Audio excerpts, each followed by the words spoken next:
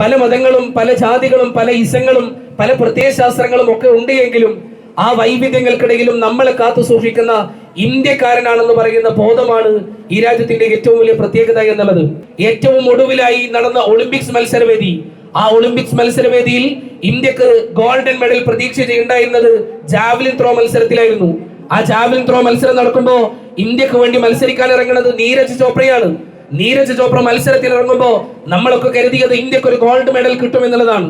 അങ്ങനെ പ്രതീക്ഷയോടെ നിൽക്കുന്ന സമയത്ത് ജാവലിൻ ത്രോ മത്സരത്തിൽ നീരജ് ചോപ്ര രണ്ടാമതാവുകയും പാകിസ്ഥാനിൽ നിന്നുള്ള അർഷദ് നദീം എന്ന് പറയുന്ന കായിക താരം ഒന്നാമതെത്തുകയും ചെയ്ത ഒരു സംഭവം നമ്മളൊക്കെ വായിച്ചതാണ്.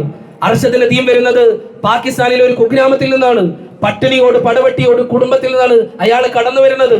സ്വന്തമായി ഒരു ജാവലിൻ വാങ്ങാൻ പോലും ശേഷിയില്ലാത്ത അർഷദ് നദീം ആ മത്സരത്തിൽ ഒന്നാമതെത്തിയപ്പോ നീരജ് ചോപ്രയുടെ പ്രിയപ്പെട്ട മാതാവ് പറഞ്ഞ മനോഹരമായ ചില വാക്കുകളുണ്ട്.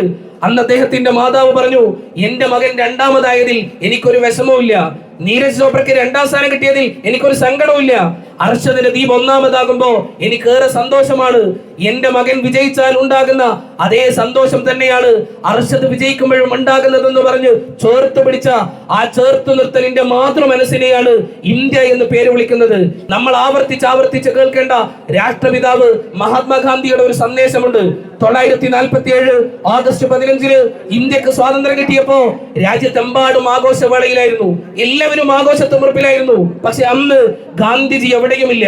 ഒരു ആഘോഷ പരിപാടിയിലും ഗാന്ധിജിയെ കാണാനില്ല.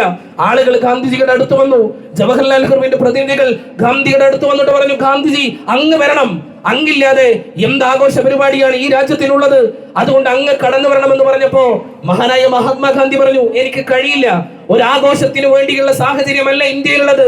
മതത്തിന്റെ പേരിൽ ആളുകൾ തമ്മിൽ തെല്ലുന്ന വിഭജനാനന്തര ഇന്ത്യയുടെ കാലഘട്ടത്തിൽ അന്ന് ഗാന്ധി ഉണ്ടായിരുന്നത് കൽക്കത്തയിലെ നവകാലിയിലായിരുന്നു. ആ കരിയിലയിൽ കണ്ണുനീർ കോർത്തെടുത്ത് തന്നെ തേടിയെത്തിയ ജവഹർലാൽ നെഹ്റുവിന്റെ പ്രതിനിധിയുടെ കയ്യിലേക്ക് ആ കരിനില കൊടുത്തുകൊണ്ട് ഗാന്ധിജി പറഞ്ഞു, ഈ കരിയിലയിൽ കോർത്ത കണ്ണുനീരുണ്ടല്ലോ, ഇതാണ് മഹാത്മാഗാന്ധിയുടെ സന്ദേശം. ഓരോ സ്വാതന്ത്ര്യ ദിനം വരുമ്പോഴും നമ്മൾ ആവർത്തിച്ച് കേൾക്കേണ്ട, നമ്മൾ പഠിക്കേണ്ട സന്ദേശം കരിയിലയിൽ കണ്ണുനീർ കോർത്ത ഗാന്ധിയുടെ സന്ദേശമാണ്. എന്താണ് ആ സന്ദേശം? ഈ രാജ്യത്ത് മതത്തിന്റെ പേരിൽ ആളുകൾ തമ്മിലടിക്കരുത് എന്നുള്ളതാണ്. ഈ രാജ്യത്ത് വൈവിധ്യങ്ങളുടെ പേര് പറഞ്ഞ് പല പ്രശ്നങ്ങൾ ഉണ്ടാക്കരുത് എന്നുള്ളതാണ്.